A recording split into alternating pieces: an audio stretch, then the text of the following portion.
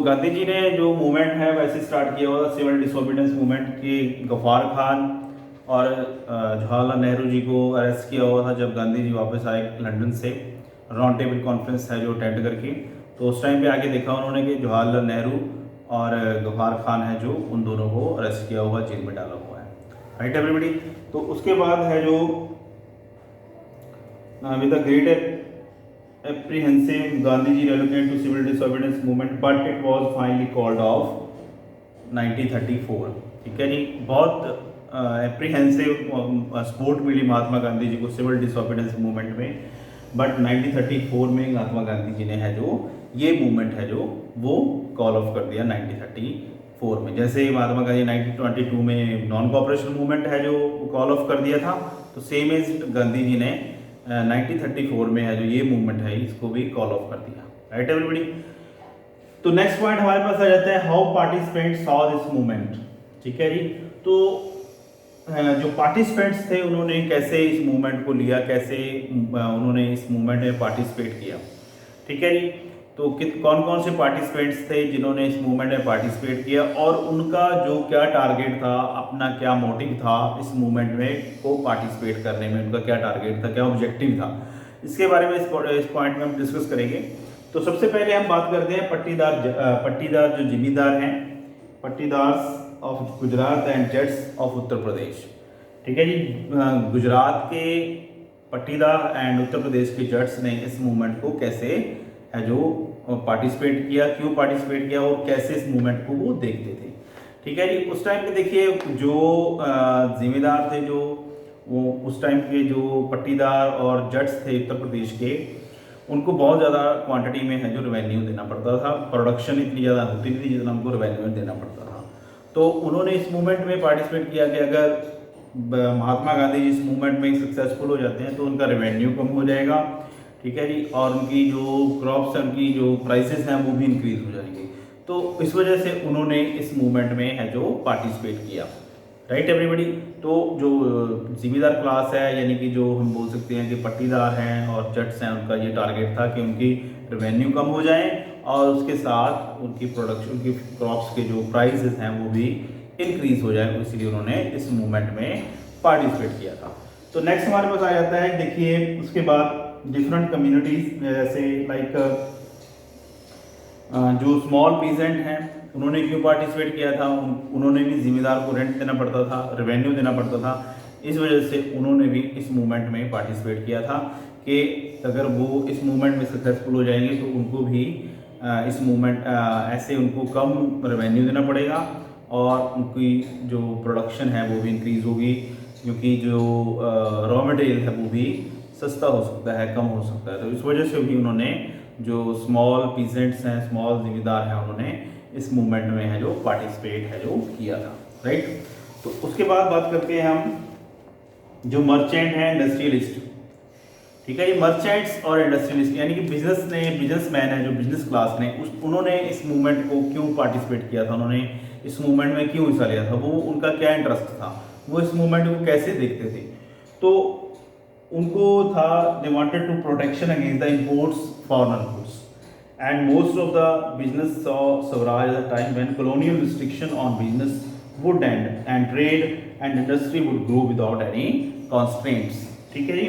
तो जो बिजनेसमैन थे, जब बिजनेस क्लास थी, उनका क्या टारगेट था इस मूवमेंट में पार्टिसिपेट करने का, क्योंकि उनको ये था अगर सिविल डिसोबीडियंस मूवमेंट सक्सेसफुल हो जाता है तो फॉरेन गुड्स का जो इम्पोर्ट है वो कम हो जाएगा, तो उनकी प्रोडक्शन, उनका जो सामान है, उनकी जो गुड्स एंड सर्विस, उनकी वैल्यू बढ़ जाएगी। ठीक है जी। उसके अलावा उनको रेवेन्यू कम देना पड़ेगा, टैक्सेस कम देना पड़ेगा, ट्रेड फ्री हो जाएगा।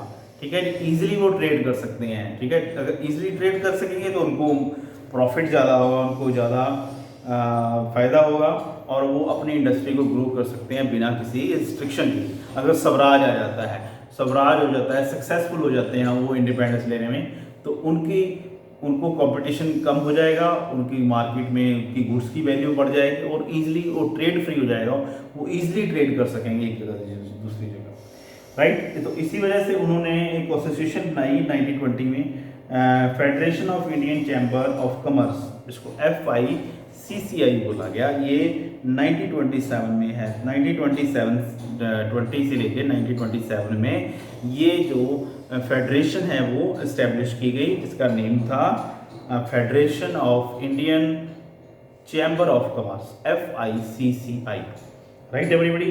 तो ऐसे हम बोल सकते हैं कि the initial support of civil disobedience movement but failure of round table conference informally enthusiastic about rejoining the movement। ठीक है जी, जब राउंड टेबल कॉन्फ्रेंस है जो वो फेल हुई तो उनका जो इरादा था, जो जितना उनका जोश था वो कम हो गया और दोबारा से उन्होंने उस वे से उस मूवमेंट को, सिविल डिसोबीडियंस मूवमेंट को रीज्वाइन नहीं किया बिजनेसमैन ने। ठीक है जी, तो हमने बात की पट्टीदार जट्स, जिमीदार जो एग्रीकल्चर क्लास है उसकी बात की, और उसके बाद बिजनेसमैन की बात की। अब थर्ड पे हमारे पास आ जाता है जी इंडस्ट्रियल वर्कर्स। इंडस्ट्रियल वर्कर्स ने सिविल डिसोबीडियंस में पार्टिसिपेट नहीं किया, did not take participate in civil disobedience in large numbers except of Nagpur as industrial came closer to Congress workers state allowed.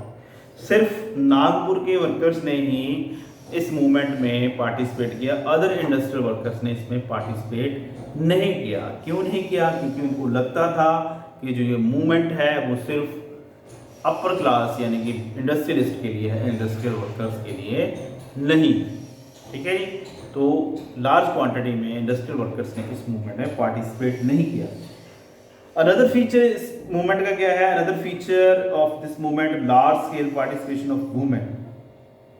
At Gandhiji call they began to see the service of nation as their sacred duty. They participated in protest, march, manufacture of salt, picketed foreigner cloth and liquor shop.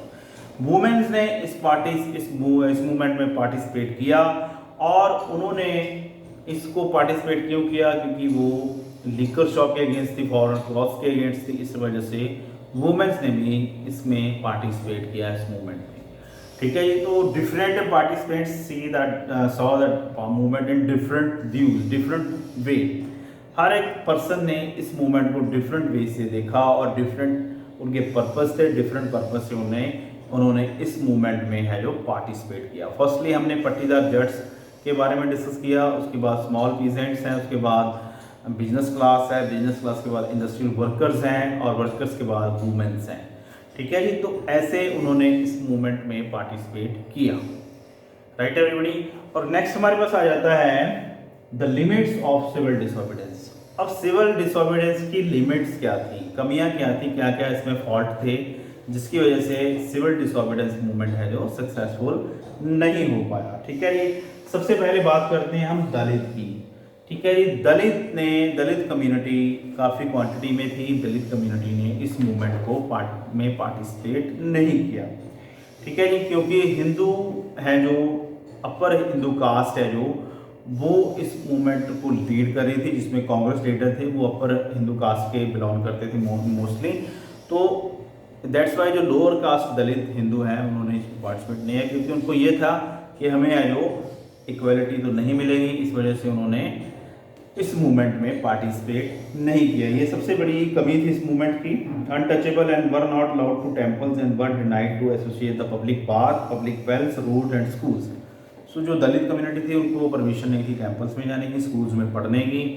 ठीक है जी, और roads, tanks, public tanks, roads को इस use करने की भी उनको परमिशन नहीं थी।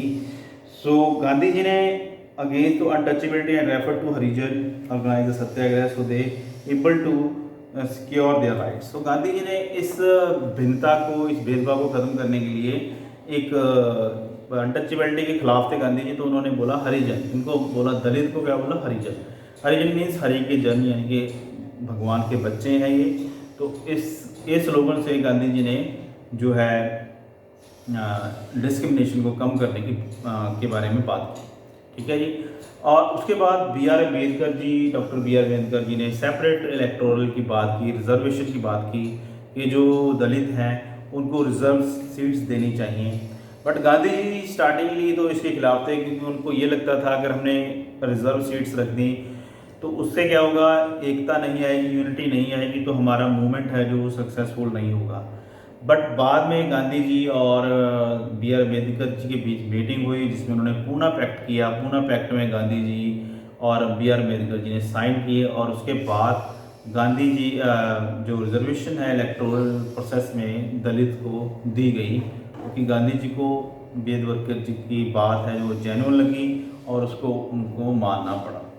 राइट। सो 1932 में पूना पैक्ट बना और उसमें ये बातें हैं जो की गई।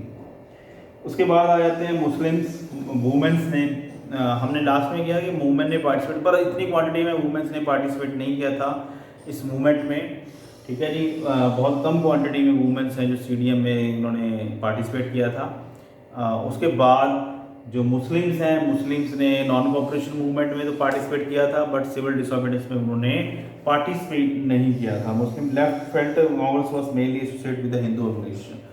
तो मुस्लिम को ये लगता था ये कांग्रेस सिर्फ हिंदुओं की ही मेन पार्टी है, हिंदुओं को ही रिप्रेजेंट करती है, जिसकी वजह से मुस्लिम्स ने इस मूवमेंट को डिनाई किया, उन्होंने इसमें पार्टिसिपेट नहीं किया।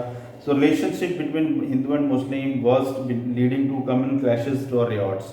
तो मुस्लिम और हिंदूज के जो रिलेशन है वो डे बाई डे बढ़ते जा रहे थे। ठीक है जी, कम्युनल राइट्स हो रहे थे, उनके बीच दंगे फसाद हो रहे थे, तो उनके बीच डिफरेंस है जो डे बाई डे बढ़ता जा रहा था। तो मोहम्मद अली जिन्ना ने जो मुस्लिम लीग के मेन लीडर थे, उन्होंने सेपरेट इलेक्टोरल की डिमांड की।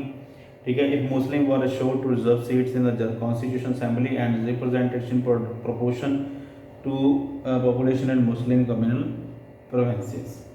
सो M.R. Jayakar of Hindu Mahasabha strongly oppose this idea. तो M.R. जयकर थे जो उन्होंने इस मूवमेंट को है जो अपोज किया, जो था कि रिजर्वेशन की बात करते थे। मुस्लिम लीग के लीडर थे जो मोहम्मद अली जिन्ना, उन्होंने सेपरेट इलेक्टोरल की डिमांड की थी। तो M.R. जयकर थे जो वो उसके अगेंस्ट थे, तो इस वजह से इनमें क्लैशेस था। तो बहुत सारी पॉपुलेशन ऐसी थी जो जिन्होंने इस मूवमेंट्स को में पार्टिसिपेट नहीं किया था, जिसकी वजह से सिविल डिसोबीडियंस मूवमेंट भी सक्सेसफुल नहीं रहा, ये भी एक तरह से फेल हो गया मूवमेंट। ठीक है, जो गांधी जी द्वारा चलाया गया था। Right everybody. तो स्टूडेंट इसके साथ हमारा ये टॉपिक जो थर्ड टॉपिक है हमारा वो कंप्लीट हो जाता है। इसके बाद हमारा एक लास्ट टॉपिक रह जाता है। ठीक है जी, sense of collective belonging. Thank you.